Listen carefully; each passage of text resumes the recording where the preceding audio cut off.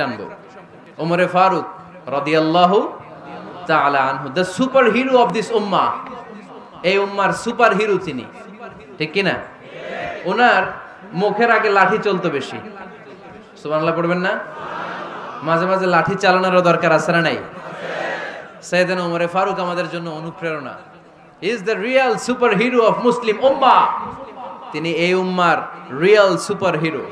এজন্য ওনার জীবনী থেকে আমরা কিছু শিক্ষা নেওয়ার চেষ্টা করব ইনশাআল্লাহ। পড়েন সাইয়েদনা ওমরে ফারুক কিভাবে ইসলাম ধর্ম গ্রহণ করলেন, কিভাবে বিশ্বনবীর প্রাণের কলিজার টুকরা হলেন, এটা দিয়ে আমরা শুরু করি। আল্লাহ তাআলা সাইয়েদনা ওমরে ফারুকের হৃদয়ের মধ্যে 3টা ধাক্কা মেরেছেন, ইমানের ধাক্কা। আওয়াজ করে বলতে হবে কয়টা? জোরে বলেন তো কয়টা? 3টা ইমানি ধাক্কা। এক হচ্ছে বিশ্বনবীর দোয়ার ধাক্কা। এক কি? দোয়ার ধাক্কা। 2 হচ্ছে সূরা হাক্কা দিয়ে দিয়েছেন আল্লাহ এক ধাক্কা। সুবহানাল্লাহ পড়বেন না? 3 হচ্ছে সূরাতু তাহা দিয়ে আল্লাহ দিয়েছেন আরেকটা ধাক্কা। এই 3টা ইমানি ধাক্কা যখন সাইয়েদনা ওমরে ফারুকের হৃদয়ে লাগলো, উনি পড়তে আরম্ভ করেছেন আশহাদু আল্লা ইলাহা ইল্লাল্লাহ ওয়া আশহাদু আন্না মুহাম্মাদান আবদুহু ওয়া রাসূলুহু। চিল্লায়ে পড়েন আল্লাহু আকবার। বিশ্বনবী মক্কায় বসে বসে তাহাজ্জুদের সালাত পড়ে আল্লাহর কাছে দোয়া করলেন, আল্লাহুম্মা আইজ্জাল ইসলাম বিআহাব্বির রাজুলাইনি ইলাইক। ও আল্লাহ, 2 জন লোকের নাম বলবো, 2 জনের দরকার নেই। এই 2 জনের একজনকে আপনি ইসলামের সুশীতল ছায়া তলে এনে ইসলামকে বিজয় দান করে দেন। মুহূর্তের মধ্যে দোয়াটা কবুল করে নিয়েছে কে? বিশ্বনবী বললেন, আল্লাহ 2 জনের নাম বলবো আজকের দোয়ায়। আবি জাহাল ইবনে হিশাম, হয়তো হিশামের বেটা আবু জাহেলকে আপনি ইসলামের ভিতরে নিয়ে আসেন, কিংবা ওমর ইবনুল খাত্তাব, খাত্তাবের বেটা ওমরকে আপনি ইসলামের ছায়া তলে নিয়ে আসেন। ওমরে ফারুকের জন্য দোয়াটা কবুল করে নিয়েছে কে? মক্কার যে অবস্থা, আল্লাহর হাবিব সাল্লাল্লাহু আলাইহি ওয়াসাল্লাম বুঝলেন মক্কার এই 2 জনের একজন যদি আমার সাথে না থাকে তাহলে মক্কায় দাওয়াতি কাজ চালিয়ে যাওয়া যাবে। আল্লাহরে বললেন, আল্লাহ বেশি চাই না, এই 2 জনের একজন, হয় আবু জাহেল নয় ওমর, হয় আবু জাহেল নয় ওমর। বিশ্বনবী যখন দোয়া করলেন, এই দোয়ার একটা ইমানি ধাক্কা, নুরানি ধাক্কা সাইয়েদনা ওমরে ফারুকের হৃদয়কে স্পর্শ করে ফেলল। দোয়া ইজ লাইক এ মিসাইল। এই যে আমরা দোয়া করি, এটা মিসাইলের মতো। যুদ্ধে মিসাইল হামলা করে না? মিসাইল হামলা করার পরে এই মিসাইল লক্ষ্য বস্তুতে যে ভেদ করে, ঠিক কিনা? তেমনি দোয়ার মতো যদি আপনি দোয়া করতে পারেন, আপনি যেই জন্য দোয়া করেছেন ঠিক ওই জায়গায় যে আপনার দোয়া স্পর্শ করে। সুবহানাল্লাহ পড়বেন না? বিশ্বনবীর দোয়ার মাধ্যমে প্রথমে সাইয়েদনা ওমরে ফারুকের হৃদয়ে এক ধাক্কা লাগলো। 2 নম্বরে রব্বুল আলামিন সূরাতুল হাক্কা দিয়ে ওমরে ফারুকের হৃদয়ের মধ্যে দিলেন এক ধাক্কা। পড়েন আল্লাহু আকবার। কোরআনের ভেতরে সূরাতুল হাক্কা নামে একটা সূরা আছে না নাই?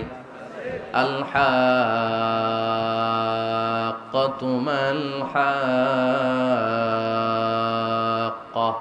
ওয়া মা আদরাকা মাল হাক্কা।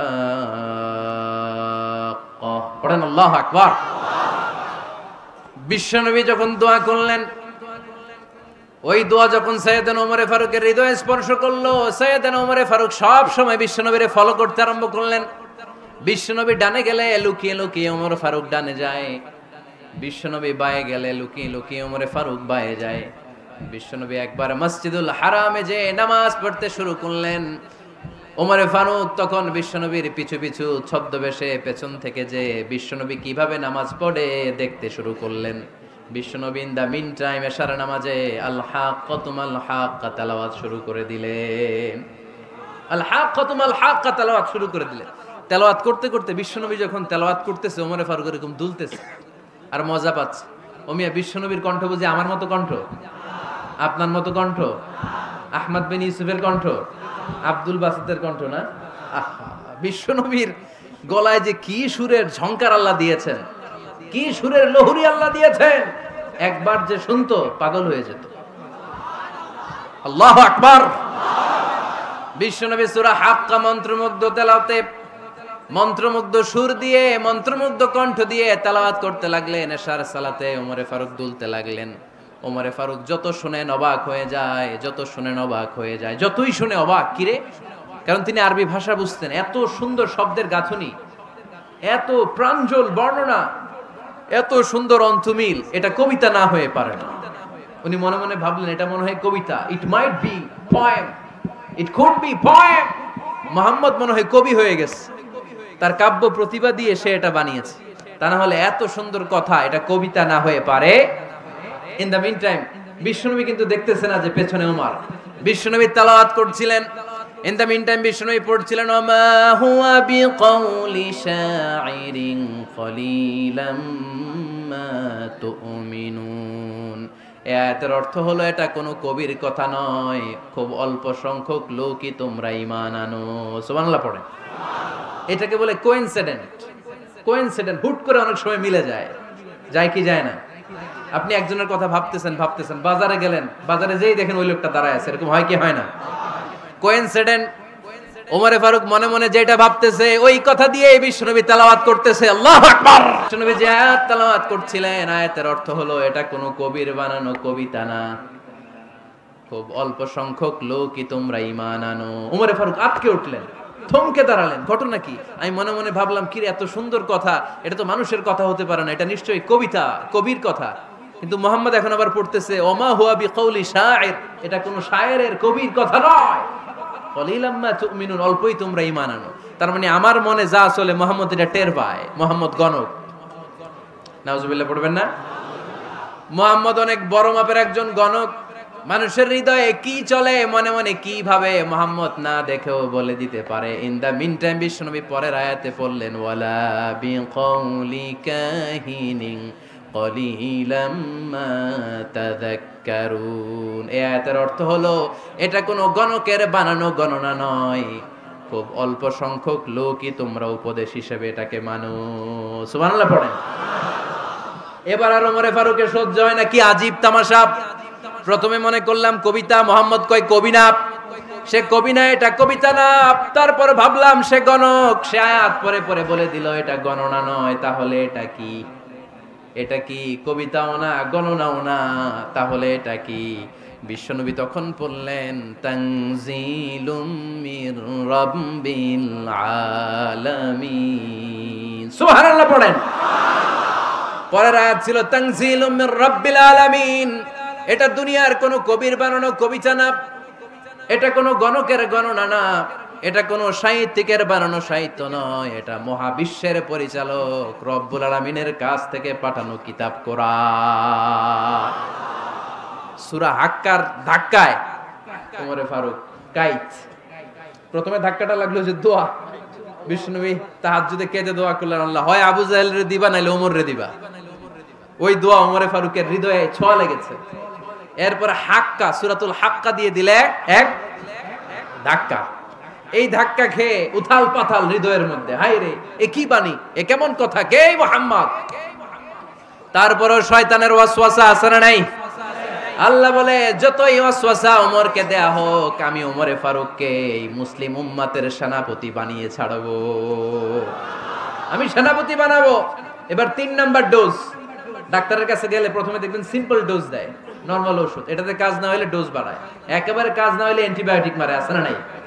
আল্লাহ প্রথমে দোয়ার ছোঁয়া লাগালেন, তারপর সূরা হাক্কা দিয়ে ধাক্কা মারলেন, এরপরে রব্বুল আলামিন বলেন এবার 3 নাম্বার ডোজ সূরা তহা দিয়ে আমি তোমার হৃদয়টারে উজালা বানায় দেব রে ওমর।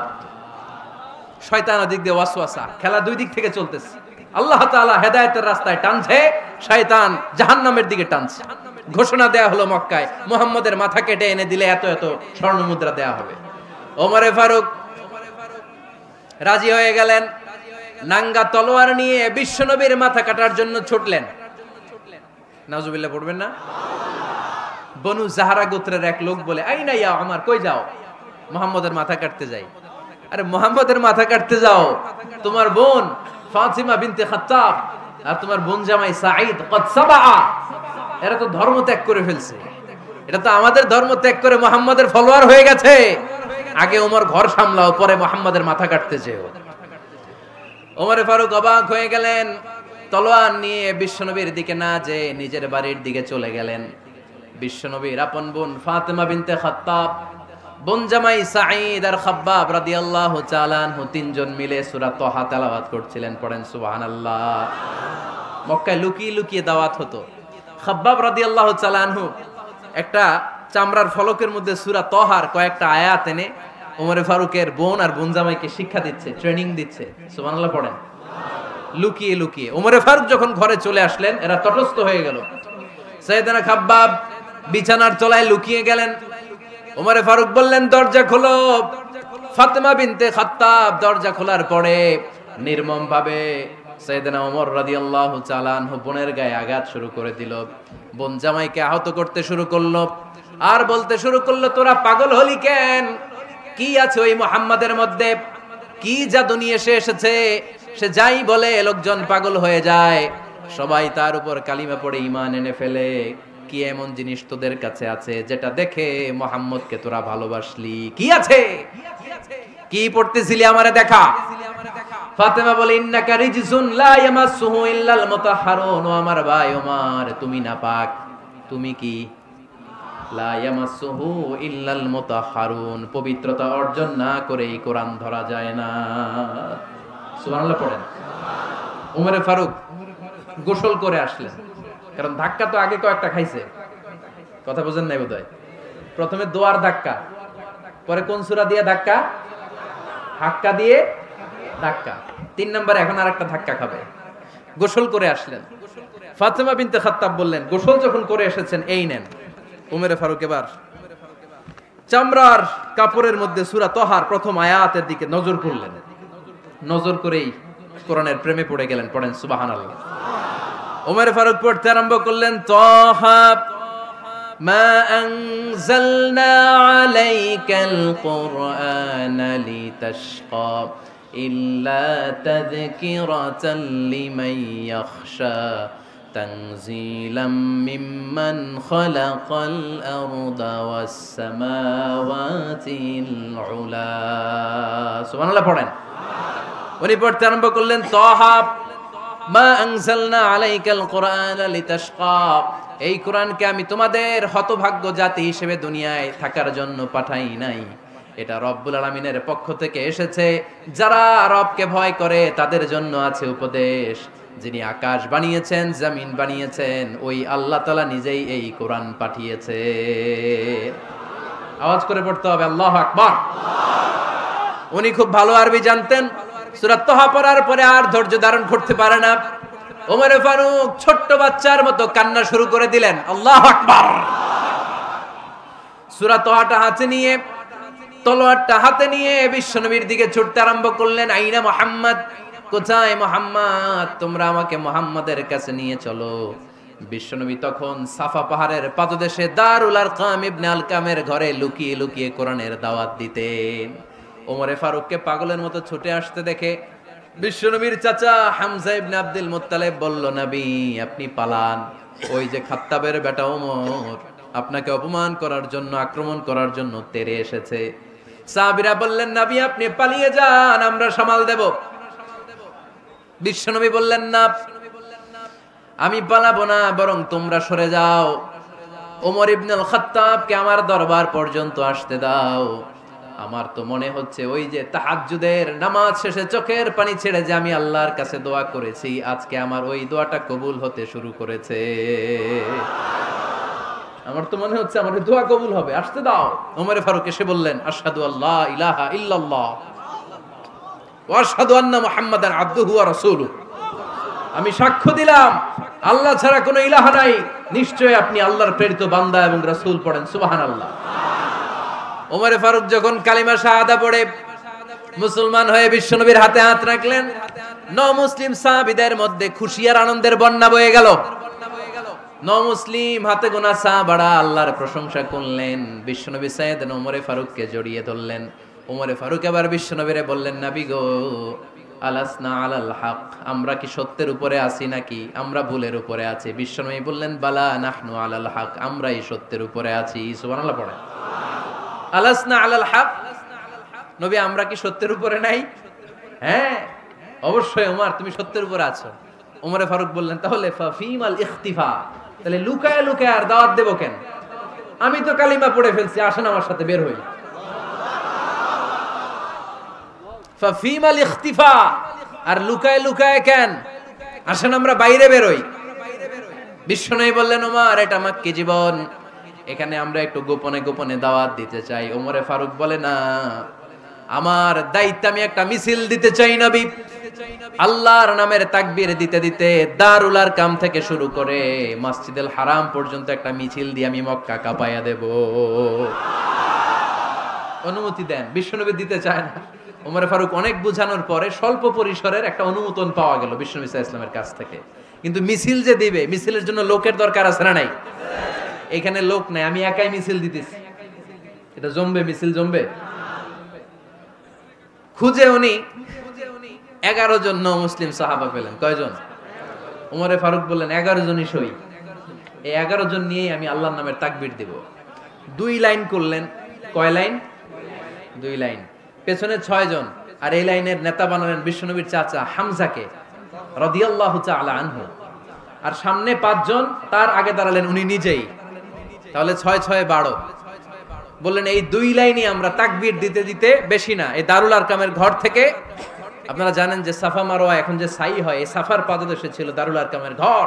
উনি বললেন এখান থেকে ওই যে কাবার গিলাফ দেখা যায়, কাবার গিলাফ পর্যন্ত আমরা এই তাকবীর নিয়ে ওখানে যাব। সুবহানাল্লাহ পড়বেন না? ওখানে উনি দাঁড়িয়ে ছোট্ট একটা ভাষণ দিয়েছিলেন। উনি বলেছিলেন, মান আরাদা আন তাসকুলা উম্মু ওয়া ইয়াতামা ওয়ালাদু ওয়া তারমিলা যাওজাতুহু ফালিয়াসুদ্দানি। খেয়াল করে শুনেন, কান দুইটা খরগোশের কানের মতো খাড়া করেন। উনি এক বাক্যের একটা ভাষণ দিলেন। ভাষণ দিতে জানলে বড় ভাষণ দেয়া লাগে না। এক বাক্যের ভাষণ দিয়ে গোটা বিশ্বকে ঝাঁকুনি মারা যায়। চিল্লায় বলো ঠিক কিনা? ওমরে ফারুক এক বাক্যের একটা ছোট্ট ভাষণ দিলেন। মান আরাদা আন তাসকুলা উম্মু, কে আছো মায়ের এই মক্কায়, কে আছো মায়ের বুক খালি করতে চাও? ইয়াতামা ওয়ালাদু, কে আছো বাচ্চাগুলারে, নিজের সন্তানগুলোরে ইয়াতিম বানাতে চাও? কে আছো তারমিলা যাওজাতুহু, নিজের স্ত্রীকে বিধবা বানাতে চাও? ফালিয়া সুদ্দানি, বুকের পাটা থাকলে আমি ওমর রে থামাও। ফালিয়া সুদ্দানি, দেখি মক্কায় কার এত বড় বুকের পাটা। কে আছো মায়ের বুক খালি করতে চাও, সন্তান রে এতিম বানাতে চাও, স্ত্রীকে বিধবা বানাতে চাও? ফালিয়া সুদ্দানি, পারলে আমারে ঠেকাও। এই বলে উনি আল্লাহু আকবার, আল্লাহু আকবার, আল্লাহু আকবার বলে স্লোগান শুরু করে দিলেন। এক এক স্লোগানে মক্কার মরুজমিন থারথার করে কাঁপতে আরম্ভ করলো। এই মিছিল মক্কার কেউ দেয় নাই। মিছিলের আওয়াজ শুনে আবু জাহেল বাইরিস, উতবা বাইরিস, শাইবা, ওয়ালিদ ইবনে মুগিরা সব বের হইছে। কি রে, আমার এলাকায় এত বড় স্লোগান, কার এত সাহস? বের হয়ে দেখে মিছিলের সামনে ওমর। ওমর রে দেখে দিছে এক দৌড়। কারণ ওমরে ফারুককে থামানোর মতো বাপের বেটা মক্কায় দ্বিতীয়টা কেউ ছিল না। আওয়াজ করে বলেন ঠিক কিনা? ওমরে ফারুক আল্লাহু আকবার, আল্লাহু আকবার বলে স্লোগান দিতে দিতে মসজিদুল হারামের ভেতরে ঢুকে গেল। কাবার গিলাফ ধরার পরে সেদিন মিছিল থেমেছে। ওই আল্লাহর নামের স্লোগান সেদিন কেউ থামাতে পারে নাই, কিয়ামত পর্যন্ত কেউ থামাতে পারবে না। চিল্লায় বলো ঠিক কিনা?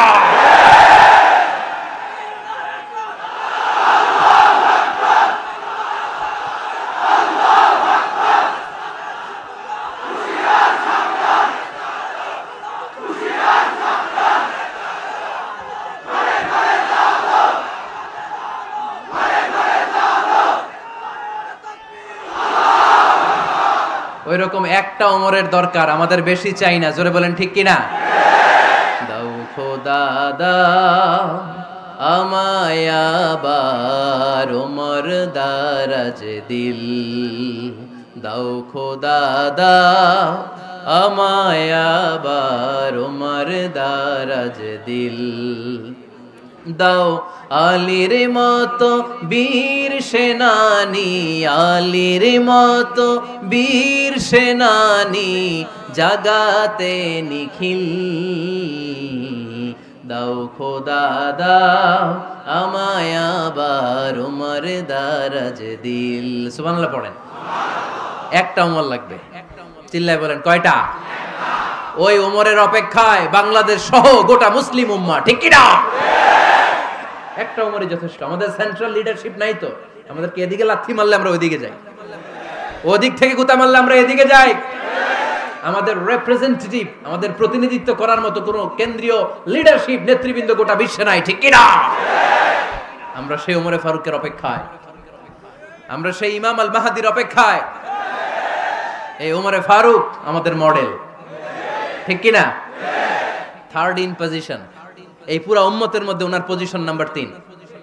1 নাম্বার পজিশন বিশ্বনবীর, কার? 2 নাম্বার পজিশন কার?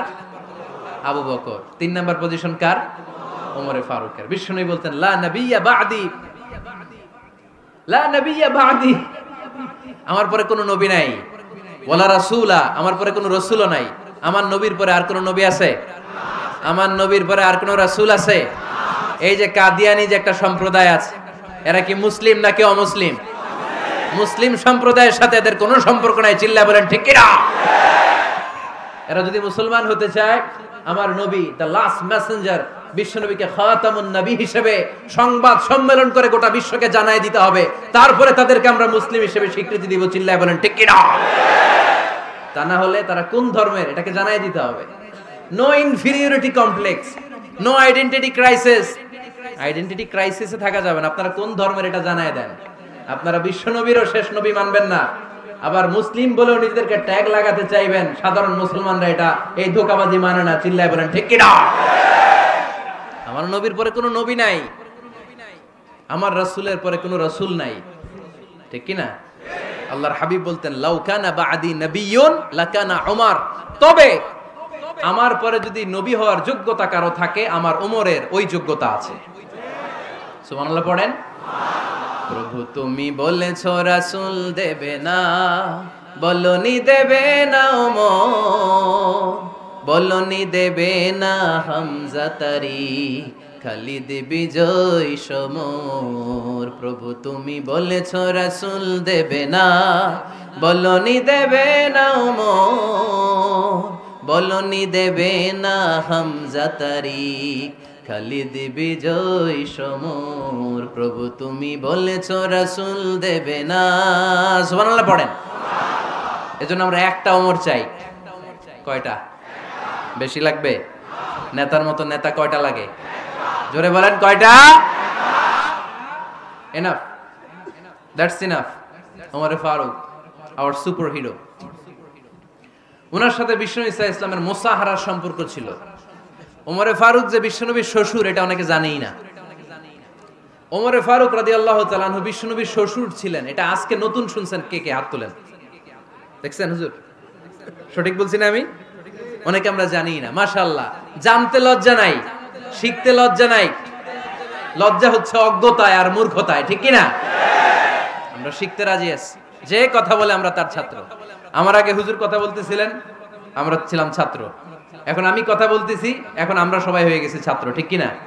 যিনি বলেন তিনি শিক্ষক, বাকিরা আমরা ছাত্র, ঠিক কি না? 4 খলিফার 2 খলিফা, ইসলামের 4 খলিফার 2 খলিফা বিশ্বনবীর মেয়ের জামাই, আর বাকি 2 খলিফা বিশ্বনবীর শ্বশুর। সুবহানাল্লাহ পড়েন। সাইয়েদনা আলী রাদিয়াল্লাহু তাআলা আনহু, সাইয়েদনা উসমান যুন নূরাইন বিশ্বনবীর মেয়ের জামাই। উসমান রাদিয়াল্লাহু তাআলা আনহুর কাছে বিশ্বনবী 2 মেয়েকে বিয়ে দিয়েছিলেন। একজন মারা যাওয়ার পরে আরেকজন। বিশ্বনবী বলেছেন এরপরে আরেকটা থাকলে ওইটারও বিয়ে দিতাম। সুবহানাল্লাহ পড়বেন না? 2 জন ছিল মেয়ের জামাই আর 2 জন ছিল শ্বশুর। সাইয়েদনা আবু বকর শ্বশুর, বিশ্বনবীর স্ত্রী আম্মাজান আয়েশা রাদিয়াল্লাহু তাআলা আনহার বাবা। বিশ্বনবীর স্ত্রী আম্মাজান হাফসা রাদিয়াল্লাহু তাআলা আনহার বাবা ছিল সাইয়েদনা ওমর ফারুক। চিল্লায় পড়েন আল্লাহু আকবার। জানো তো না পজিশন না? সাইয়্যিদু কুহুলিল জান্নাহ, জান্নাতে যত নারীরা যাবে, নারীদের সর্দারিনী হবে সাইয়্যিদাতুনা ফাতেমা রাদিয়াল্লাহু তাআলা আনহা। এই ফরিদপুরের যত ইয়াং স্টারেরা তোমরা যারা জান্নাতে যাবে, তোমাদের লিডার হবে সাইয়েদনা হাসান আর হুসাইন রাদিয়াল্লাহু তাআলা আনহুমা। আর বয়স্ক মুরব্বীরা যারা জান্নাতে ঢুকবেন, আপনাদের লিডার হবে সাইয়েদনা আবু বকর আর সাইয়েদনা ওমর ফারুক রাদিয়াল্লাহু তাআলা আনহু। সুবহানাল্লাহ পড়তে পারলেন না? ওমর ফারুক এটা সাধারণ কোনো ক্যারেক্টারিস্টিক্স নয়। ওনাকে আল্লাহ তাআলা নলেজও দিয়েছেন, আবার দিনদারিও দিয়েছেন। আমার দিনী ভাইয়েরা খেয়াল রাখবেন, কোনো আলেমের মধ্যে বা কোনো নেতার মধ্যে যদি এই দুইটার সমন্বয় আপনি পান, যে তার জ্ঞানও আছে আবার দিনদারিও আছে, he belongs the knowledge and he belongs the তাকওয়া, সে গোটা বিশ্বকে জয় করে ফেলবে, ঠিক কি না? যার মধ্যে জ্ঞান আছে, যার মধ্যে তাকওয়া আছে, তারে কেউ থামায় রাখতে পারে? ওমরে ফারুককে এই 2 নেয়ামত দিয়ে ধন্য করেছে কে? সহিহ বুখারীর বর্ণনা, বিশ্বনবী সাহাবীদের সামনে একটা স্বপ্নের কথা বলছেন। বিশ্বনবী বললেন, আমি স্বপ্নে দেখলাম আমার আঙ্গুলের ফাঁকা থেকে দুধ বের হচ্ছে, আমি তৃপ্তি সহকারে দুধ খেলাম। খাওয়ার পরে দেখলাম আঙ্গুলের মধ্যে একটু দুধ লেগে আছে। আমার আঙ্গুলে অতিরিক্ত লেগে থাকা দুধটা আমি ওমরে ফারুকের মুখের মধ্যে লাগিয়ে দিলাম। সাহাবারা বললেন, ইয়া রাসূলুল্লাহ, ইয়া হাবিবাল্লাহ, মাযা আওয়ালতা বিহি, এই স্বপ্নের আপনি কি ব্যাখ্যা করলেন, আমরা তো বুঝলাম না। বিশ্বনবী বললেন, আওয়ালতু বিহি আল ইলম, আমি এই দুধ দিয়ে জ্ঞানের ব্যাখ্যা করেছি, কারণ ওমরকে আল্লাহ যেই জ্ঞান দিয়েছে গোটা বিশ্বের কাউকে এত জ্ঞান দেয় না। এজন্য স্বপ্নে যদি কেউ দেখেন যে আপনি দুধ খাচ্ছেন, তার মানে আল্লাহ তাআলা আপনার জ্ঞান বাড়ায় দিবে। ওমরে ফারুককে দুধ খেয়ে অতিরিক্ত দুধের অংশটা বিশ্বনবী আবু বকর রাদিয়াল্লাহু তাআলা আনহুর মুখে দেন নাই, সাইয়েদনা উসমানের মুখে দেন নাই, আলী রাদিয়াল্লাহু তাআলা আনহুর মুখে দেন নাই। স্বপ্নে ওই অতিরিক্ত লেগে থাকা দুধটা বিশ্বনবী ওমরে ফারুকের ঠোঁটের মধ্যে লাগিয়ে দিয়েছেন। এই হাদিস থেকে প্রমাণ হয় আল্লাহ তাআলা জ্ঞানের নেয়ামতে সাইয়েদনা ওমরে ফারুককে ধন্য করেছেন। আবার বুখারীর বর্ণনা, বিশ্বনবী সাল্লাল্লাহু আলাইহি ওয়াসাল্লাম আরেকটা স্বপ্নের বর্ণনা দিচ্ছেন। তিনি বললেন, তোমাদের সবাইকে স্বপ্নে আমার সামনে দাঁড় করানো হলো। আমি দেখলাম তোমাদের কারো জুব্বা নাভি পর্যন্ত, কারো জুব্বা হাঁটু পর্যন্ত, কারো জুব্বা টাকনু পর্যন্ত। ওমরে ফারুককে যখন স্বপ্নে আমার সামনে দাঁড় করিয়ে দেয়া হলো, আমি দেখলাম ওমরের জুব্বা এত লম্বা, ওমর টেনে হিচড়ে তার জুব্বা নিয়ে সামনে হেঁটে যাচ্ছে। সাহাবারা বললেন, ফামাযা আওয়ালতা বিহি ইয়া রাসূলুল্লাহ, ও আল্লাহর রাসূল, এই স্বপ্ন দিয়ে আপনি কি বোঝাতে চাইলেন, আমরা কিছু বুঝলাম না। বিশ্বনবী বললেন, আউয়ালতু বিহি আদ-দীন, আমি এই হাদিসের দ্বারা দিনের ব্যাখ্যা করলাম, যার জামা যত লম্বা তার দিনদারি তত বেশি। সুবহানাল্লাহ, আসতে পড়েন। স্বপ্নে দেখলেন কোন সাহাবীর জুব্বা নাভি, কোন সাহাবীর হাঁটু, কারোটা টাকনু, কিন্তু ওমরে ফারুকের জুব্বা এত লম্বা, ইয়াজুরু সাওবাহু, তিনি তার জুব্বা টেনে হিচড়ে যাচ্ছেন। বিশ্বনবী বললেন, এটা দ্বারা আমি দিন, আমি তাকওয়া, দিনদারি, তাকওয়া, এটার ব্যাখ্যা করেছি। তার মানে ওমরে ফারুকের তাকওয়ার সামনে সব তাকওয়া পানি হয়ে যাবে। কোন সুবহানাল্লাহ। আল্লাহ তাআলা সাইয়েদনা ওমরে ফারুককে দ্বীনের জ্ঞান দিয়েছেন, তাকওয়া দিয়েছেন। যুবক ভাইরা, যাকে আল্লাহ তাআলা দ্বীনের জ্ঞান দেয়, যাকে আল্লাহ তাআলা তাকওয়ার এই গুণ দিয়ে সমৃদ্ধ করে, তার জন্য গোটা বিশ্বের সব দরজাগুলোকে ওপেন করে দেয় কে? কত বড় মুত্তাকি ছিলেন সাইয়েদনা ওমরে ফারুক। মদিনার সমাজে কয়জন মুনাফিক ছিল বিশ্বনবী ছাড়া কেউ বলতে পারতেন না। বিশ্বনবী কোন সাহাবীকে মুনাফিকদের লিস্ট দিয়ে যান নাই, একজন সাহাবী ছাড়া। দেখি কেউ বলতে পারেন কিনা ওই সাহাবীর নাম? কি নাম? হুযায়ফা ইবনুল ইয়ামান রাদিয়াল্লাহু তাআলা আনহু। ওনাকে বলা হতো সাহিবু সিররি রাসূলিল্লাহ, আল্লাহ রাসূল সাল্লাল্লাহু আলাইহি ওয়াসাল্লামের গোপন তথ্যের ধারক বাহক। সুবহানাল্লাহ পড়বেন না?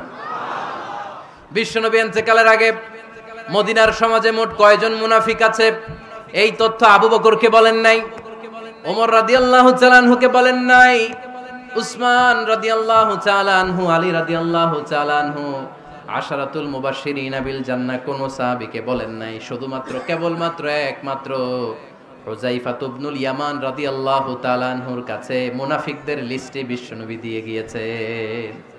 সুবহানাল্লাহ পড়েন। মদিনায় কারা কারা মুনাফিক কেউ জানতো না হুযায়ফা ছাড়া। কে ছাড়া? নামটা আজকে মুখস্থ করেন, যাতে অন্য কোনো ওয়াজে কেউ জিজ্ঞেস করলে বলতে পারেন। মুনাফিকদের লিস্ট যে সাহাবীর কাছে বিশ্বনবী দিয়ে গিয়েছিলেন, সাহাবীর নাম কি? নাম? নামটা কেমন লাগে? ভাল লাগে? অনেকে আমারে জিজ্ঞেস করে, হুজুর আমার ছেলে হবে আগামী মাসে, একটা নাম দেন। নাম দিয়ে দিলাম হুযায়ফা। যাদের হবে ছেলে, এলাকায় যাদের নেক্সট কয়েক মাসে ছেলে হবে, খালি হুযায়ফা চলবে। কি চলবে? ভাল লাগে? নামটা ভাল লাগে? রাইখেন, অনেক সুন্দর নাম। উনি জানতেন মুনাফিক কারা। দেখেন ওমরে ফারুকের তাকওয়ার লেভেলটা কত হাই। ওমরে ফারুক একদিন হুযায়ফা রাদিয়াল্লাহু তাআলা আনহুর কাছে গেলেন, যে বললেন, হুযায়ফা, বিশ্বনবী ইন্তেকালের আগে মুনাফিকদের নামের লিস্টটা কারো কাছে দেয় নাই, আমার জানা নাই, সাইয়েদনা আবু বকরের জানা নাই, কোন সাহাবীর জানা নাই, তুমি ছাড়া।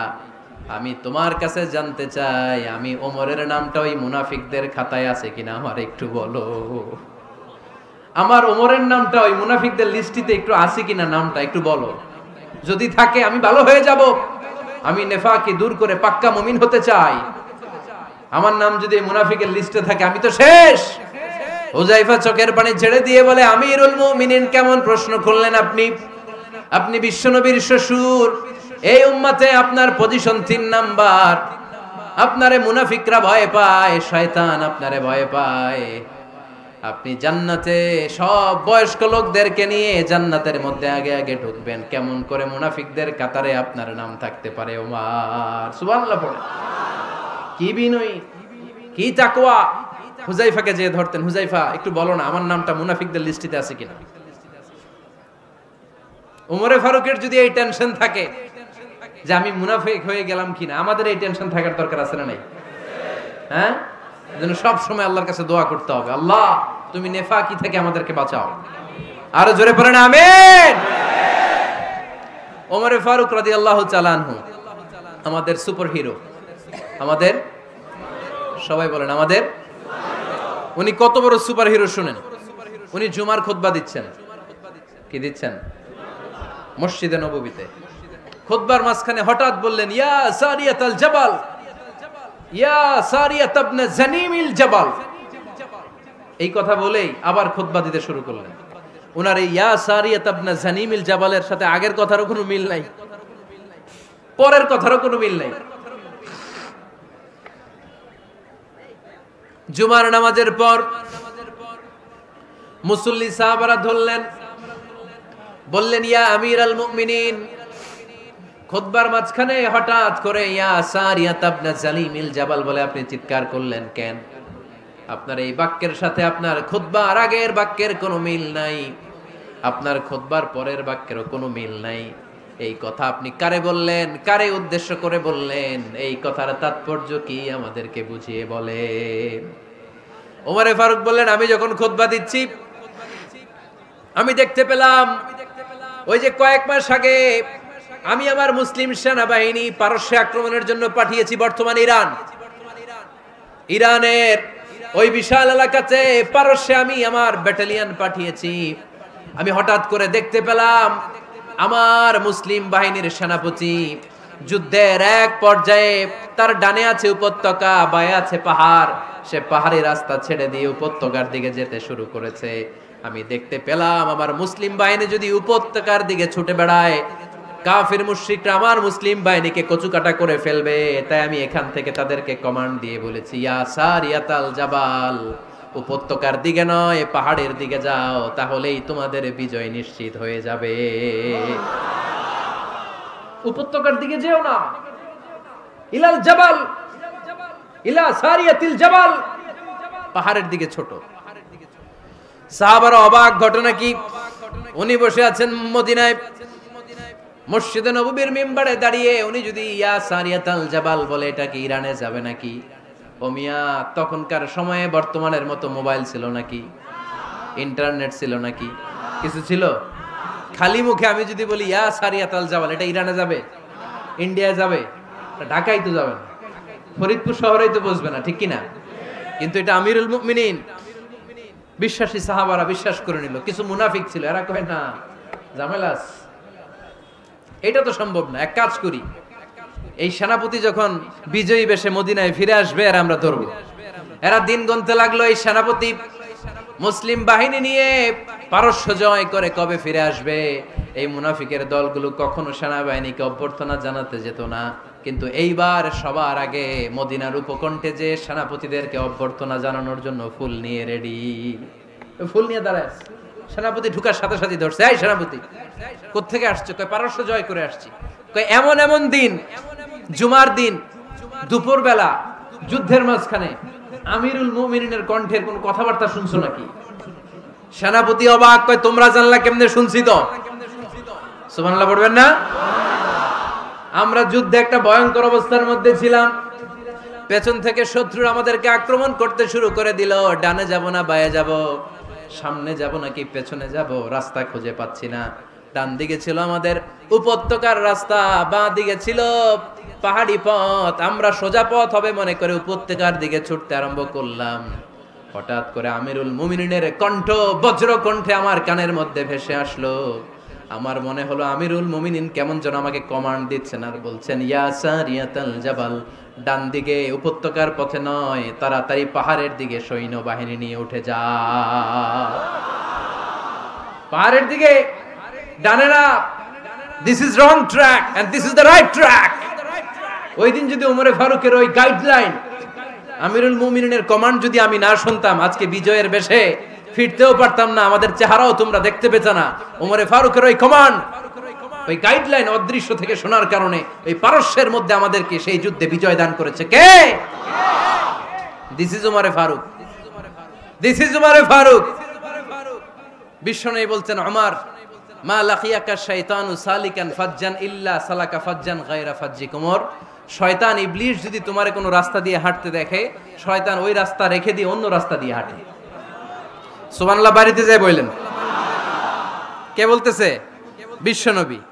কার ব্যাপারে?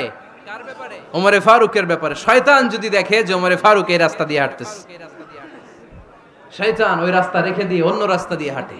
সুবহানাল্লাহ পড়েন। রাত্রিবেলা আমরা আমাদের বাচ্চা ছেলে মেয়েদেরকে যখন খাওয়াই, বাচ্চারা খেতে চায় না, এরকম হয় আপনাদের ফরিদপুর এলাকায়? হ্যাঁ, এই এলাকায় হয় নাকি?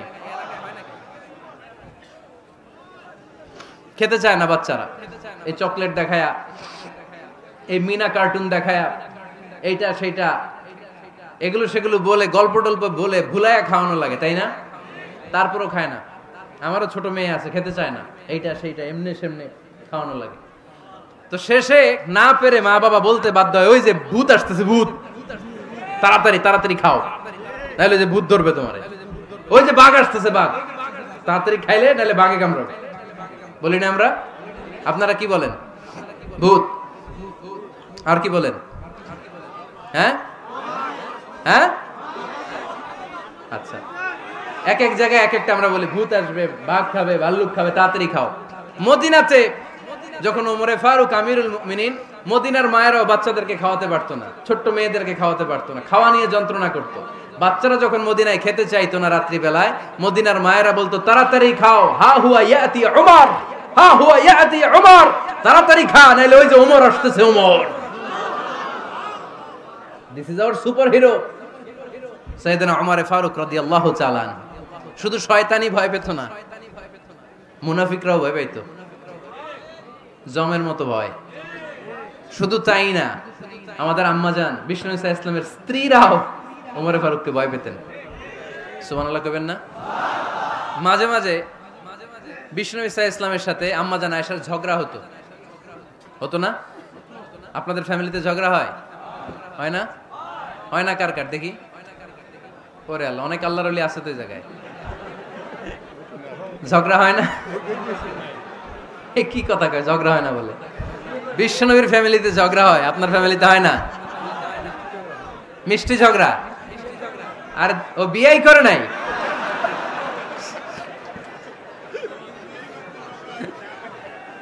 ঝগড়া তো হবেই, দাম্পত্য জীবনের মজাটাই তো এখানে। কখনো ঝগড়া, কখনো আনন্দ, একটু বৃষ্টি, একটু রোদ, একটু হাসি, একটু কান্না, ভালো লাগা, ভালোবাসা শেয়ার করে নেয়া, মিলেমিশে একাকার হয়ে যাওয়া, ঠিক কিনা? তো আল্লাহর হাবিব সাল্লাল্লাহু আলাইহি ওয়াসাল্লামের সাথে আম্মাজান আয়েশার ঝগড়া হতো। তো একদিন ঝগড়া হয়ে দুইজন রেগে আছে। খবরদার, দুইজন রেগে থাকবেন না আবার। একজন রাগলে আরেকজন থেমে যাবেন, কারণ এই ছোট্ট ঝগড়া থেকে এটা অনেক সময় বিচ্ছেদের দিকে গড়ায়। আমার প্রিয় ফরিদপুরবাসী, ভাবি রেগে গেলে আপনি রাইগেন না, ওই দিন আপনি একটু ঠান্ডা থাকেন। আবার আপনি রেগে গেলে, আমার মাইকের আওয়াজ যদি ভাবিরা শুনেন, আপনারা রেগে যায় না, একটু ঠান্ডা থাকবেন। দুইজনে রেগে গেলে তো তৃতীয় বিশ্বযুদ্ধ শুরু হবে, তাই না? একজন রেগে গেলে আরেকজন ঠান্ডা। কারণ এই সামান্য ঝগড়া থেকে, ইগোর কারণে এটা বিচ্ছেদ আর ডিভোর্স পর্যন্ত গড়ায়। আর শয়তান এখানে উস্কানি দেয়, কারণ ইমানদারদের ফ্যামিলি ভাঙতে পারলে শয়তান সবচেয়ে বড় খুশি হয়। আর ইমানদারদের ফ্যামিলি টিকে থাকলে খুশি হয়ে যায় কে? আম্মাজান আয়েশা রাদিয়াল্লাহু তাআলা আনহার সাথে বিষ্ণু ইসা ইসলামের ঝগড়া হতো মাঝে মাঝে। একবার ঝগড়া হলো, বিষ্ণু ইসা ইসলামও রাগ, আম্মাজান আয়েশাও রাগ। তো বিষ্ণুই বললেন, আয়েশা, ঝগড়া করে আর কতক্ষণ থাকবো, আসো মিটমাট করি। আয়েশা রাদিয়াল্লাহু বললেন, ঠিক আছে, মিটমাট করব। তো বিষ্ণু ইসা ইসলাম বললেন, মিটমাটের জন্য কারে ডাকবো? ওমর রে ডাকি। কয় না, ওমর রে না, ওমর গালিজ, ওমর অনেক রাগে, আমার ডর লাগে। কয় তাহলে তোমার আব্বারে ডাকি, কয় ডাকেন। কি খুশি, মেয়েদের মধ্যে অভ্যাসটা আছে না নাই? তাহলে তোমার আব্বারে ডাকি, ডাকেন। ডেকে নিয়ে আসা হলো। আবু বকর রাদিয়াল্লাহু তাআলা আনহু দাঁড়ালেন, আম্মা জান আয়েশা দাঁড়ালেন, বিশ্বনবীও দাঁড়ালেন। বিশ্বনবী বললেন, আয়েশা তোমার আব্বা আসছে, এবার ঘটনা খুলে বলার পালা, তুমি বলবা নাকি আমি বলবো? আম্মা জান আয়েশা বললেন, আপনি বলেন, তবে ওয়ালা তাকুল ইল্লা হাক্কান, যেটা ঘটছে ওইটাই বললেন, মিথ্যা কথা কইেন না। আবু বকর রাদিয়াল্লাহু তাআলা আনহু রেগে মেগে আগুন, কি এই কথা তুমি কেমন করে বলো? বিশ্বনবীকে মিথ্যা কথা কখনো বলবে? রেগে মেগে দিলেন মেয়ের গালে এক চড়। বানিয়ে বলতেছি না, মুসনাদ আহমদ ইবনে হাম্বলের হাদিস। বাবার হাতের থাপ্পড়কে আম্মা জান আয়েশা উল্টে বললেন। সাইয়েদনা আবু বকর রাগে গড়গড় করছেন, আবার মারার জন্য তেড়ে গেলেন। এবার বাঁচার জন্য আম্মা জান আয়েশা বিশ্বনবীর পিছনে যে আশ্রয় নিলেন, বিশ্বনবী বাঁচানোর জন্য দুই হাত মেলে দাঁড়িয়ে গেলেন। পড়েন সুবহানাল্লাহ। বিশ্বনবী যখন দুই হাত মেলে দাঁড়িয়ে গেলেন, সাইয়েদনা আবু বকর রাদিয়াল্লাহু আনহু থেমে গেলেন। সাইয়েদনা আবু বকর রাদিয়াল্লাহু তাআলা আনহু ঘর থেকে বের হয়ে বারান্দায় দাঁড়ালেন। পড়েন সুবহানাল্লাহ। এবার বিশ্বনবী আম্মা জান আয়েশার কাছে যেয়ে বলেন, ইয়া আয়েশা কাইফা রাআইতিনি আনকাসতুকি মিনার রাজুল, দেখছো কেমনে বাঁচাইলাম? আমি না থাকলে ভর্তা বানাই ফেলতো আজকে। আমি বাঁচাইছি তোমারে, আমি, আমার লগে ঝগড়া করো তুমি। লজ্জায় পড়ে আম্মা জান আয়েশা খিলখিল করে হেসে দিলেন, বিশ্বনবীও হেসে দিলেন। দুইজনের হাসির মধুর আওয়াজ শুনে সাইয়েদনা আবু বকর বাইরে থেকে অবাক, কিরে এতক্ষণ না ঝড় তুফান, এখন দেখি হাসি। সালাম দিয়ে অনুমতি নিয়ে ভিতরে ঢুকলেন। ঢুকে দেখেন আম্মা জান আয়েশাও হাসে, বিশ্বনবীও হাসে।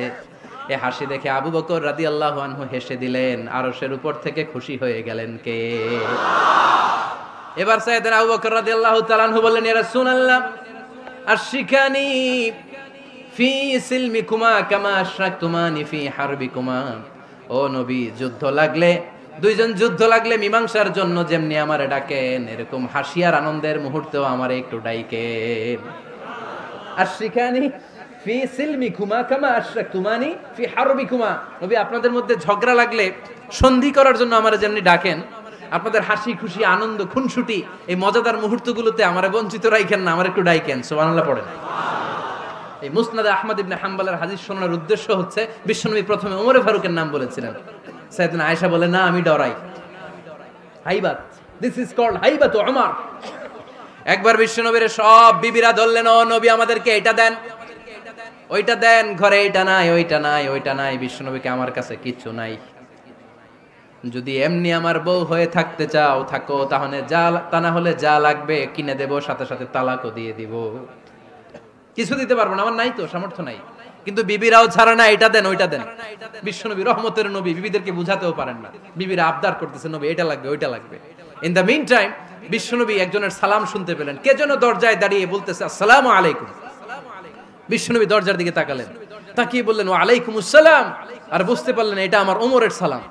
সালাম দেওয়ার পরে বিবিদের দিকে তাকায় দেখে একজন বিবিও নাই, সব অন্দর মহলের ভিতরে দৌড়। সুবহানাল্লাহ পড়তে পারলেন না?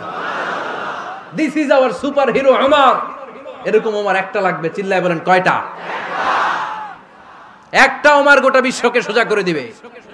একটা ওমর সবল আর দুর্বলের সব পার্থক্য দূর করে দিবে, মাজলুমের উপর জালিমের অত্যাচারের অবসান ঘটায় দিবে, গোটা বিশ্বটাকে সাম্য, মৈত্রী, ভালোবাসার ইনসাফ দিয়ে পরিপূর্ণ করে দিবে। সেই ওমরের অপেক্ষায় আমরা। নিজের ছেলেকে 80টা বেত মেরেছেন। কয়টা? 80টা বেত মেরেছে। এই ব্যাপারে অনেকগুলো বর্ণনা পাওয়া যায়। সবচেয়ে সহি বর্ণনা হচ্ছে মুয়াত্তা ইমাম মালিকের বর্ণনা। ওমর ফারুক রাদিয়াল্লাহু তাআলা আনহুর ছেলে আব্দুর রহমান মারুফুন বিআবি শাহমা ছিলেন মিশরে, ওখানে নাবিজ খেয়েছিলেন। নাবিজ হচ্ছে আরব দেশের লোকেরা দুধের মধ্যে শক্ত খুরমা রাত্রেবেলা ঢেলে দিত, ঢেলে দিলে সারা রাত ওই খুরমার রসটা দুধের সাথে মিশে দুধটা লাল হয়ে যেত, এটারে সকালবেলা খেত, খুব সুস্বাদু, এটাকে বলে নাবিজ। কিন্তু এটা রাতে ভিজাইলে সকালেই খাইতে হয়, রেখে দিলে আবার একটু সমস্যা হয়, এটা অনেকটা তারির মতো হয়ে যায়, মাতলামি চলে আসে। তো ওমরে ফারুকের ছেলে নাবিজ খেয়েছেন, মদ খাননি, নাবিজ। কিন্তু নাবিজ খাওয়াতে সাকরান চলে এসেছে। সাকরান চলে আসাতে এটা যখন প্রমাণিত হয়েছে, আমর ইবনে আল আস রাদিয়াল্লাহু তাআলা আনহু নাকি 80 বেত মেরেছেন মিশরে। কয় বেত? নিয়ম হচ্ছে সবার সামনে, কিন্তু সবার সামনে না মেরে একটু গোপনে মেরেছে। এই তথ্য যখন ওমরে ফারুকের কাছে এসেছে, উনি বললেন না, মারতে হবে সবার সামনে, আলাদা মাল্লা কেন? ও মদিনায় ফিরে আসলে আমি আবার 80টা মারব। মদিনায় ফিরে আসার পরে সাইয়েদনা ওমরে ফারুক ওই আগের 80টারে আর ধরেন নাই, নিজ হাতে আবার 80টা বেত মেরেছেন। এই বেত মারার 1 মাস পরে এই আবু শাহমা ইন্তেকাল করেছে। অনেক ঐতিহাসিক বলে এই বেতের আঘাতে মরেছে, কেউ কেউ বলেছে নিজের রোগের কারণে মরেছে। কিন্তু দিস ইজ দ্য ইনসাফ সিস্টেম অফ ওমর। নিজের ছেলে বলে ছেড়ে দেয় নাই। এখন নিজের ছেলে হইলে 7 খুন মাফ, নেতার ছেলে হইলে 10 খুন মাফ, এলাকার মোড়লের ছেলে হইলে 10 খুন মাফ। নো পার্সিয়ালিটি ইন ইসলাম। ইসলামে পার্সিয়ালিটি নাই। আপনি নেতার ছেলে হন, আপনি বিজনেস ম্যাগনেটের ছেলে হন, আপনি যেই হন না কেন, ইসলামের দৃষ্টিতে সবাই সমান। চিল্লায় বলেন ঠিক কিনা? বানু মখজুমিয়া গোত্রের এক নারী চুরিতে ধরা পড়ল। সাহাবারা বললেন, নবী, মদিনার সবচেয়ে ভেরি প্রেস্টিজিয়াস এন্ড ডিগনিফাইড ফ্যামিলির মেয়ে, আপনি হাত কাটেন না, কারণ ইসলামের নিয়ম চুরি করলে কি কেটে দাও? বিশ্বনবী বললেন, বলো কি? হাত না কাটার জন্য তোমরা আমাকে রেকমেন্ড করছো? এটা আল্লাহর আইন। পৃথিবীর কেউ রেকমেন্ড করলো শোনার ক্ষমতা আমার নাই, কারণ আইনটা দিয়েছে কে? লাউ কানাত ফাতিমাতু বিনতি মুহাম্মাদিন সারাকাত লাকাতা মুহাম্মাদুন ইয়াদাহা। আরে বনু মাকসুমিয়া মেয়ে তো দূরের কথা, আমার কলিজার টুকরা ফাতেমাও যদি আজ চুরিতে ধরা পড়তো, তার হাত কেটে দিতে আমি 1 মিনিটও দেরি করতাম না। দিস ইজ ইসলাম। এই হচ্ছে ওমরে ফারুকের মানাকিব। এরকম ওমরে ফারুক কয়টা লাগবে? আওয়াজ করে বলতে হবে, কয়টা লাগবে? একটা লাগবে। এই সাইয়েদনা ওমরে ফারুক মদিনার প্রথম চিফ জাস্টিস ছিলেন। সর্বপ্রথম উনার পরামর্শে সাইয়েদনা আবু বকর রাদিয়াল্লাহু তাআলা আনহু কোরআনকে সংকলন করেছেন। আমরা এই যে কোরআন পড়ি 30 পারা, এমদাদিয়া লাইব্রেরির 114টা সূরা, কত সুন্দর সন্নিবেশ করা হয়েছে, এখানে সাজানো হয়েছে। আল্লাহর হাবিব সাল্লাল্লাহু আলাইহি ওয়াসাল্লামের সময় কি এরকম কোরআন ছিল নাকি? ছিল না। খেজুর পাতার মধ্যে, গাছের বাকলের মধ্যে, ওটের বড় হাড্ডির মধ্যে আর পাথরের মধ্যে খোদাই করা কোরআন ছিল। সাইয়েদনা আবু বকরের সময় রাদিয়াল্লাহু তাআলা আনহুর সময় যুদ্ধ হলো, 70 জন হাফেজ সাহাবী ইন্তেকাল করলেন। সাইয়েদনা আবু বকর রাদিয়াল্লাহু তাআলা আনহুকে ডেকে ওমরে ফারুক বললেন, ও আবু বকর, এইভাবে হাফেজে কোরআন সাহাবীরা যদি দুনিয়া থেকে বিদায় হয়ে যায়, আল্লাহর কোরআনও তো বিদায় হয়ে যাবে। আমার পরামর্শ হলো আপনি সব বয়োজ্যেষ্ঠ সাহাবীদেরকে একসাথে করে কোরআনের সব কাগজগুলোকে একসাথে করে একটা নির্ধারিত কপির মধ্যে কোরআনকে সংকলন করে ফেলেন। সাইয়েদনা আবু বকর বললেন, যেটা আমার নবী করে না, এটা আমি কেমনে করি? কিন্তু ওমরে ফারুক নাছরবান্দা বলে না, এটা করলে কোনো খারাপ হবে না, ভালোই হবে। মুসলিম উম্মার জন্য এক জায়গায় কোরআন সন্নিবেশিত থাকবে, আপনি করেন। সাইয়েদনা আবু বকর রাজি হয় না, ওমরে ফারুকও ছাড়ে না। ওমরে ফারুক বলতে বলতে বলতে বলতে এমন ভাবে সাইয়েদনা আবু বকর রাদিয়াল্লাহু তাআলা আনহুকে ধরলেন, সব শেষে সাইয়েদনা আবু বকর ওমরে ফারুকের কথায় কোরআন সংকলনে রাজি হয়ে গেলেন। পড়েন সুবহানাল্লাহ।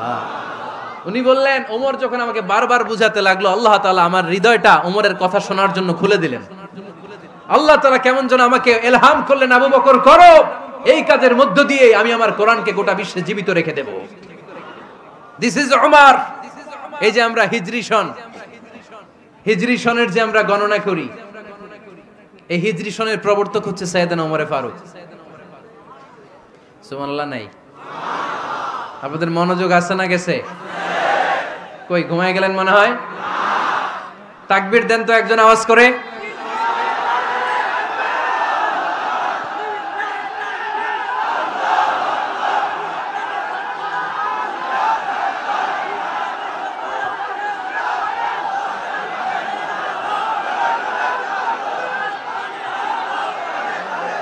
মাশাআল্লাহ, মাশাআল্লাহ। বসেন বসেন, এখনই শেষ করে দেব কিছু সময়ের মধ্যে। আমরা একসাথে বিদায় নিব ইনশাআল্লাহ। ওঠা বসা করবেন না, ওঠা বসা করবেন না, বসেন।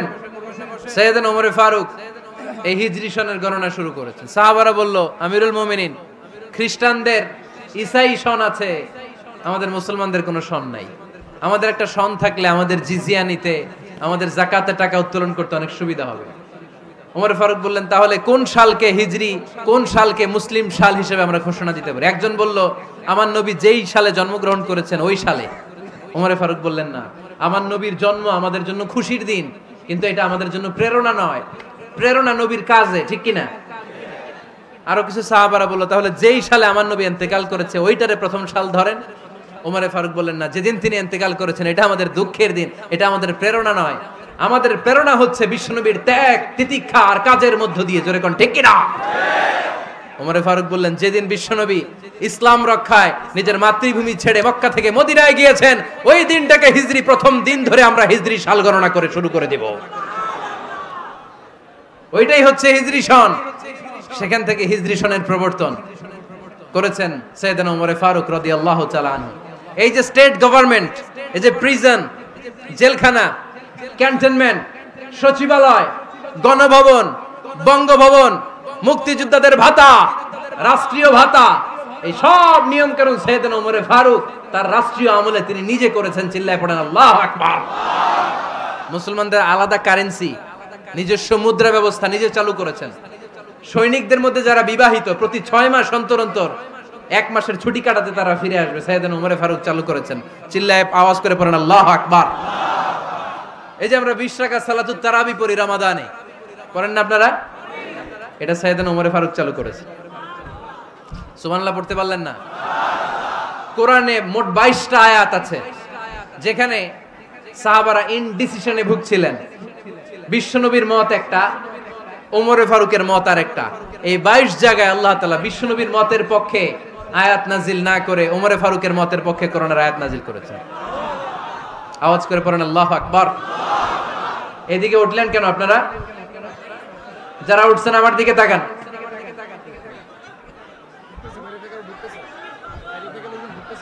কিছু ভিতরে ঢুকতেছে, কিছু বাইরেতেছে না?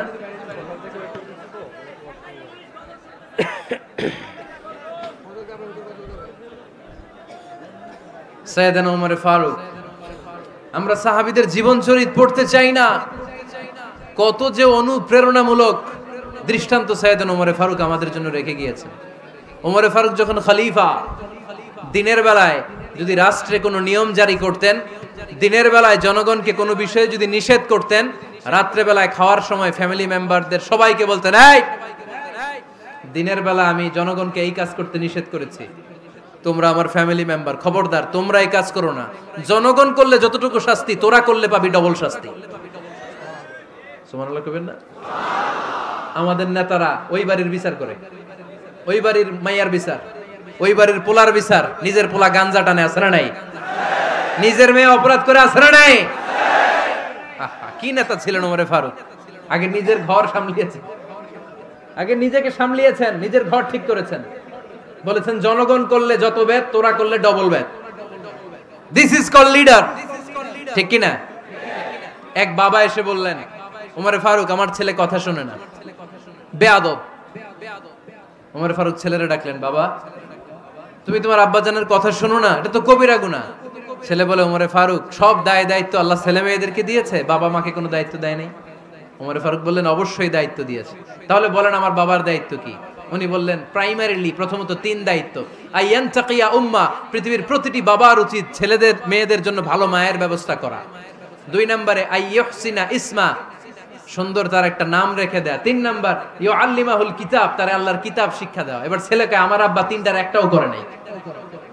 এবার ওমর ফারুক রেগে গেলেন, বাবার কাঁধে ধরলেন, বললেন তুই ছেলের জন্য বিচার নিয়ে আসলি, তোর 3টা দায়িত্বের একটাও তুই পালন করিস নাই। ছেলে বলে, আমিরুল মুমিনিন, আমার মা নর্তকী, আমার মা মাজুসি, আমার মায়ের মধ্যে কোনো আদব কাদব নাই, সুন্দরী দেখে আমার মা রে বাবা বিয়ে করছে, আমার মায়ের কাছ থেকে জীবনে কিছু শিখি নাই। 2 নাম্বার সাম্মানি খানফাসা, আমার বাবা আমার নাম রেখেছে চামচিকা। কি নাম রাখছে? এটা নাম হইলো একটা, এরকম উল্টাপাল্টা নাম আছে না নাই? না, এগুলো রাখবেন না। আব্দুল্লাহ রাখবেন, আব্দুর রহমান রাখবেন। আরেকটা কি বলছি আজকে? হুযায়ফা রেখে দিয়েন, পারবেন? ওয়ালাম ইউআল্লিমনি হারফাম মিন কিতাবিল্লাহ, আমিরুল মুমিনিন। শুধু তাই না, আল্লাহর কোরআনের একটা অক্ষর আমার বাবা কোনোদিন আমারে শিক্ষা দেয় নাই। ওমর ফারুক রেগে গেলেন, এবার বাপের কান্দে ধইরা মারতে শুরু করলেন। তুই পোলার নামে বিচার নিয়ে আইছিস, তোরে মাইর দিমু আগে। এরকম নেতার দরকার আছে না নাই? মদিনায় এক লোক তার বউরে রাগের চোটে 100 তালাক দিয়ে ফেলছে। কয় তালাক দেয়ার নিয়ম কয়টা দিছে? কয়টা? এবার স্ত্রী কাঁদতে কাঁদতে এসে বলে, আমিরুল মুমিনিন দেখেন, আমার স্বামী আমারে রেগে মেগে 100 তালাক দিছে। ওমর ফারুক বললেন, দইরা নিয়ে আয় এটারে। নিয়ে আসা হলো। ওমর ফারুক বললেন, কয়টা তালাক দিয়েছো? কয় 100টা। কেন দিছো? কয় মাথা গরম আছিল। এরকম আছে না? তালাক দেওয়ার সময় সব তালাক, তুই তালাক, তোর মা তালাক, তোর বোন তালাক, সব তালাক। তালাক দিবে ওয়াইফ রে, দিতেছে সবাই রে। তো ওমর ফারুক বললেন, দিবে 3টা, 100টা দিলা কেন? কয় মেজাজ গরম ছিল। কয় দাঁড়া, আত-তালাকু মিন শাআইরিল্লাহ, তালাক হচ্ছে আল্লাহর দেয়া বিধানের একটা নিদর্শন। এটা নিয়ে তুই খামখেয়ালি করলি? আমার রায় শোন। আমার রায় হচ্ছে 3 তালাকে তোর বউ তালাক, বাকি 97 তালাক তোর পিঠের উপরে পড়বে। এরকম বিচারের দরকার আছে না নাই? এরকম দৃষ্টান্তমূলক বিচার যদি বাংলার জমিনে দেয়া হতো, আর কোন নারী ধর্ষিতা হতো? আর কোন নারীকে অ্যাসিড মারা হতো? আর কোন নারী যৌতুকের জন্য কান্না করত? একটা আমল লাগবে, বেশি না। কয়টা লাগবে? তিনি গভর্নর সিস্টেম চালু করেছিলেন। Governor system, Islamic state. Bahrain, Yemen, মিসর, কুফা, বসরা, মক্কা, মদিনা, এই 7 জায়গায় 7 জন গভর্নর পাঠিয়েছেন। তাদের থেকে তথ্য নিতেন। এই গভর্নর সিস্টেম উনি বানিয়েছেন। সাইয়েদনা আমর ইবনে আল-আস রাদিয়াল্লাহু তাআলা আনহুকে পাঠিয়েছেন মিশরে। মিশরে একটা দৌড় প্রতিযোগিতা হতো। ওই দৌড় প্রতিযোগিতায় আমর ইবনে আল-আস রাদিয়াল্লাহু তাআলা আনহুর ছেলে অংশগ্রহণ করেছে। কিন্তু এক মিশরি ওই দৌড় প্রতিযোগিতায় চ্যাম্পিয়ন হয়ে গেছে। রানার্স আপ হয়েছে আমর ইবনে আল-আসের ছেলে।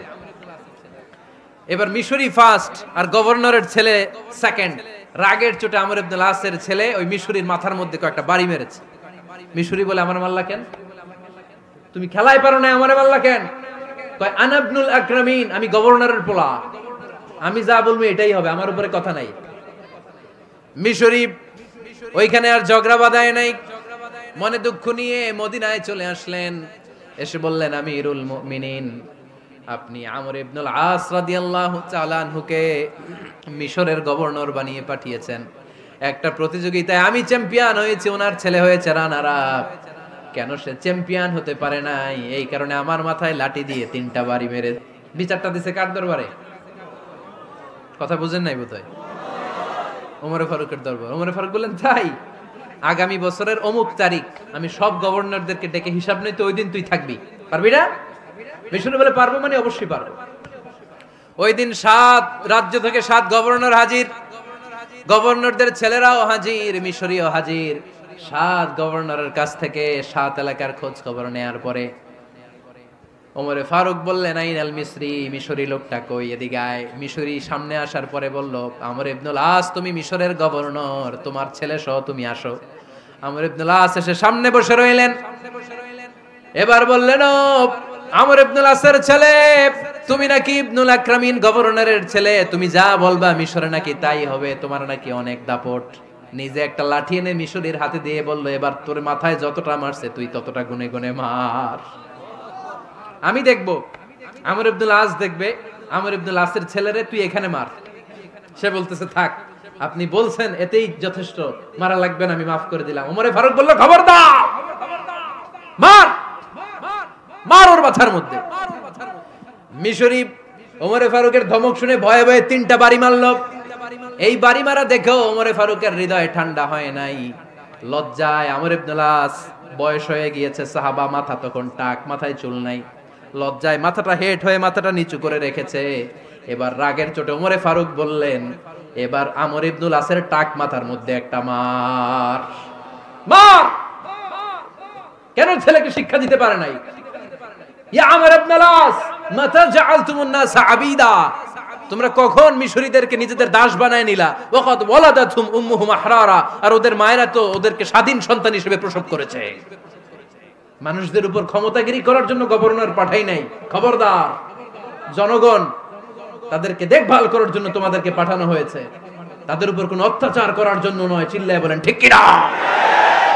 এরকম নেতা কয়টা লাগবে? কয়টা?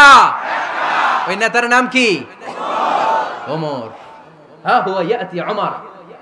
22 জায়গায় বিশ্বনবী কয় একটা, ওমরে ফারুক বলে আরেকটা। আল্লাহ বলে, বিশ্বনবী আপনার পক্ষে আমি আয়াত নাজিল করতে পারলাম না, আমি ওমরের পক্ষে নাজিল করে দিলাম।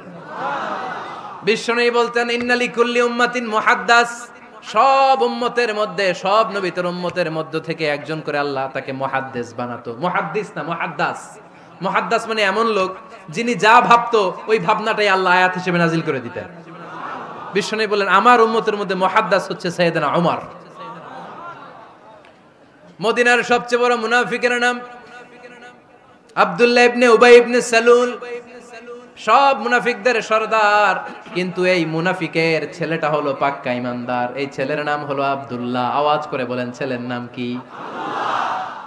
আব্দুল্লাহ ইবনে উবাই ইবনে সালুল। মুনাফিক সরদার যখন ইন্তেকাল করলো, সাইয়েদনা আব্দুল্লাহ রাদিয়াল্লাহু তাআলা আনহু বিশ্বনবীর কাছে এসে চোখের পানি ছেড়ে ডেকে বলে, নবী আপনিও জানেন আমিও জানি, মদিনার সবাই জানে আমার আব্বা মুনাফিকদের সরদার, কিন্তু আমার মন তো মানে না, আমার তো পিতা, আমার তো বাবা লাগে, আমার তো মন মানে না। আপনিও জানেন মুনাফিক, আমিও জানি মুনাফিক। নবী আপনার দরবারে কিছু আমি চাই না, আপনার গায়ের একটা জামা দেন, আপনার জামাটা পরিয়ে আমার বাবারে দাফন দিব। এর উসিলায় যদি আমার আব্বারে আল্লাহ মাফ করে দেয়, দয়ার নবী মায়ের নবী জামা খুলে দিয়ে দিলেন। পড়েন সুবহানাল্লাহ। আব্দুল্লাহ রাদিয়াল্লাহু তাআলা আবার আবদার চললেন, নবী জানি আমার বাবা মুনাফিক, কিন্তু আমার তো বাবা, আপনার দরবারে ফরিয়াদ, আপনি নিজে যে আমার বাবার জানাজার নামাজের ইমামতি করবেন।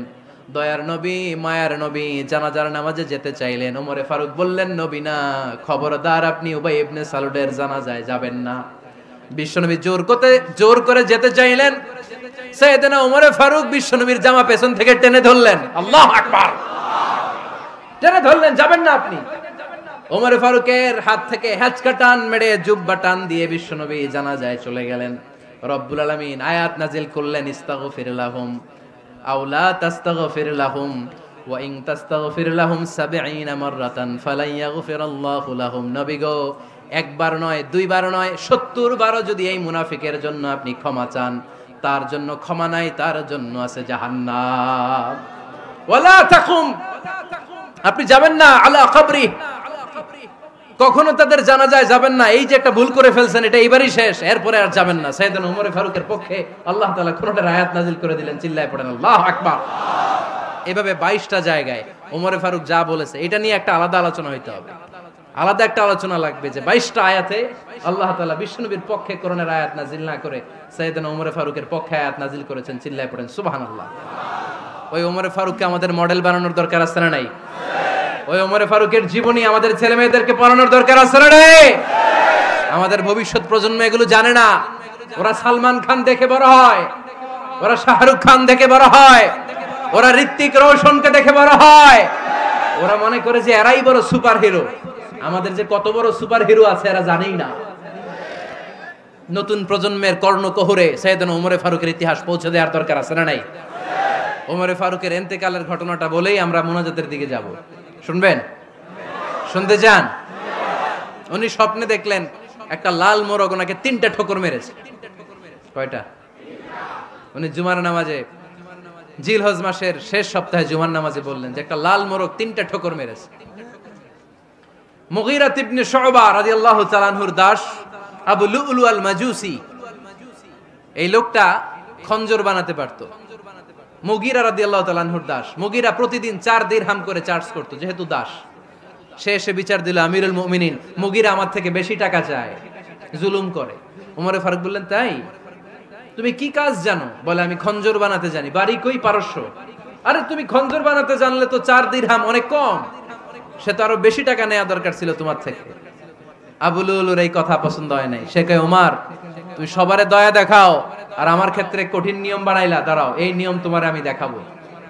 এই রাগে সে বাড়িতে যে একটা খঞ্জর বানালো। কি বানালো? খঞ্জর চিনেন? ছোট্ট ছুরি। কিছুদিন আগে ওমানের সুলতান কাবুস ইন্তেকাল করেছে, জানেন আপনারা? ওনার এই কোমরের মধ্যে খঞ্জর থাকতো, ছবিতে দেখছেন? আরব শায়েখ যারা সুলতান আমির, কোমরে কি থাকে? ছোরা থাকে, খঞ্জর। সে বাসায় যে একটা খঞ্জর বানালো, যেই খঞ্জরের 2 মাথা, লাহু রাসান ওয়া মাকবাদাতুহু ফি ওয়াসাতি, আর ধরার হ্যান্ডেলটা মাঝখানে, এদিকেও ছুরি, যাতে এইভাবে মারা যায়। সে ধার দিতে লাগলো আর বলল, ওমর দাঁড়াও, তোমারে আমি দেখাবো। ওমরে ফারুক মসজিদে নববীর ইমাম, ফজরের নামাজের সময় এ আবু লুলু আল মাজুসি বুরনুস পরে, চাদর পরে, লুকিয়ে সে অগ্নি উপাসক, মুমিন নয়। ওমরে ফারুককে অ্যাটাক করার জন্য গেলেন মসজিদে নববীতে। ওয়াকানু ইউসাল্লুনা বিগালাস, তখন ওনারা অন্ধকারে নামাজ পড়তো। নামাজের সময় যখন হলো, লুকিয়ে প্রথম কাতারে ওমরে ফারুকের পিছনে মুয়াজ্জিনের পাশেই দাঁড়ালেন, হাতে খঞ্জর, একামত হলো। ওমরে ফারুক সালাত শুরু করলেন, ফজরের সালাত, আল্লাহু আকবার।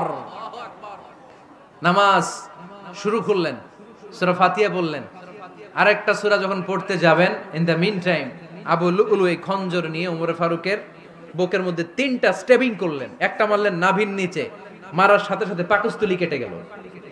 আরেকটা মারলেন পাজরে, পাজর ছিঁড়ে গেল। 3টা মারার পরে ওমরে ফারুক বললেন, কাতালানি আল কাল, এক কুকুর আমাকে মেরে ফেলেছে। পেছন থেকে এক সাহাবীকে টান মেরে সামনের দিকে নিয়ে গেলেন, তুমি নামাজের ইমামতি করাও। আর ওমরে ফারুককে বাকিরা ধরাধরি করে পেছনে নিতে আরম্ভ করলেন। আর এই আত্মাই আক্রমণ যে করেছে, সে কাতারের মাঝখান দিয়ে যেতে আরম্ভ করলো আর 2 দিকে ছুরি মারতে আরম্ভ করলো। 13 জন সাহাবীর গায়ে ছুরি মেরেছে, 7 জন সাহাবা স্পট ডেথ, জায়গায় মৃত্যু। এই ভয়ঙ্কর অবস্থা দেখে এক সাহাবী বুরনুস, এক ধরনের জুব্বা আছে মাথাওয়ালা, অনেকে জ্যাকেট পরছেন না এরকম মাথাওয়ালা, লম্বা জুব্বা আছে, আরবরা শীতে পরে মাথাওয়ালা, এই মাথাওয়ালা জুব্বা বের করে এক সাহাবী জালের মতো তার দিকে উড়ায় মারলো। ওই বুরনুসের মধ্যে পেঁচিয়ে আবু লুলু মাটিতে পড়ে গেল আর সুইসাইড করে ফেললো, নিজের বুকে নিজে মেরে আত্মহত্যা। যেই সাহাবীকে ইমামতির জন্য দাঁড় করালেন, উনি ছোট্ট সূরা দিয়ে, প্রথম রাকাতে সূরা আল কাউসার, দ্বিতীয় রাকাতে সূরাতুল ইখলাস দিয়ে নামাজ শেষ। ওমরে ফারুক বেহুশ। ওমরে ফারুক কি? হ্যাঁ, বেহুশ। সবাই কান্নাকাটি করতেছে, সবাই দেখতে গেলেন, এখন হুঁশ ফিরে না। মুখের মধ্যে, মুখ খুলে রাষ্ট্রের চিকিৎসক মুখের মধ্যে দুধ দিলেন, ওই নাভি দিয়ে দুধ বের হয়ে যায়, পাকস্থলী কেটে ওখান দিয়ে দুধ বের হয়ে যাচ্ছে। তারা বলল, ওনারে বাঁচানো সম্ভব না, দেখেন হুঁশ ফিরে কিনা। হুঁশ ফিরলে ওনার পরে কে আমির হবে, উনি যেন প্যানেল ঠিক করে দিয়ে যায়। সবাই তাকিয়েছে ওমরে ফারুকের চোখের দিকে। আল্লাহর মেহেরবানিতে ঘন্টা খানিক পরে উনি চোখ খুললেন। চোখ খোলার পরেই বলেন নাই, ও মা আমি মরে যাই। চোখ খোলার পরে উনি বলেন নাই, কে মারলো আমারে। চোখ খোলার পরে উনি বলেন নাই, আমার পরে নেতা কে হবে। চোখ খোলার পরে সর্বপ্রথম কথাটি ছিল, আসল্লান নাস, আমার নেতৃত্বে যে ফজরের নামাজটা শুরু হয়েছিল, এটাকে ঠিকমতো তোরা পড়েছিলি?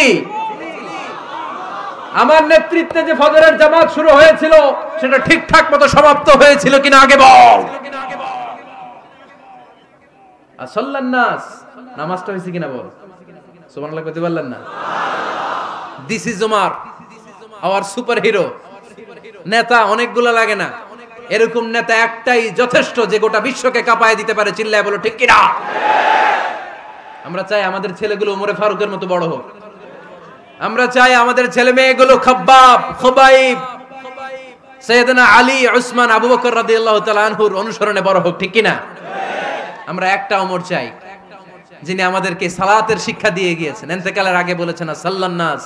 এজন্য আমরা যেন নামাজ কখনো নষ্ট না করি। আল্লাহর জমিনে দিন বাস্তবায়ন আসাদ্দুহুম ফি আমরিল্লাহি ওমর রাদিয়াল্লাহু তাআলা আনহুর মতো এত কঠোর কেউ ছিলেন না। তাই দিন বাস্তবায়নে আমরা যেন কাউরে ছাড় না দেই। সবার আগে আল্লাহর দিন, সবার আগে আল্লাহর কোরআন, সবার আগে আমার ইসলাম, ঠিক কিনা? চাইলেই কেউ এদেশ থেকে ইসলামরে মিটাই দিতে পারবে না। যে দেশে আল্লাহু আকবার ধ্বনির সাথে সাথে সূর্য উঠে যায়, আল্লাহু আকবার ধ্বনির সাথে সাথে সূর্য ডুবে যায়, সে দেশে আর কিছু থাকবে না থাক, আমার ইসলাম থাকবেই। আর কিছু থাকবে না থাক, আমার কোরআন থাকবেই। সে ইসলামের সাথে থাকতে রাজি আছেন তো? কোরআনের সাথে থাকতে রাজি আছেন তো?